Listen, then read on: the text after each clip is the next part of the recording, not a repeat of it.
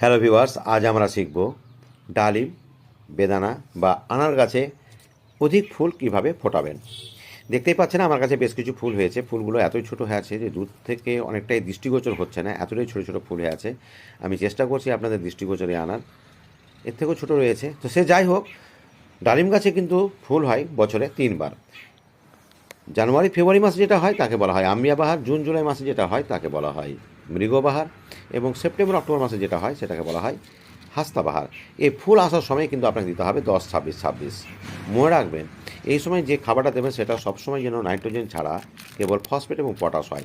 নাইট্রোজেনের পরিমাণ বাড়তে গেলে শুধু পাতা হবে, ফুলের সংখ্যা কমে যাবে। আর মনে রাখবেন, এই সময় দেবেন সবজি পচা জল, অর্থাৎ কিচেন ওয়েস্ট থেকে তৈরি করা জল।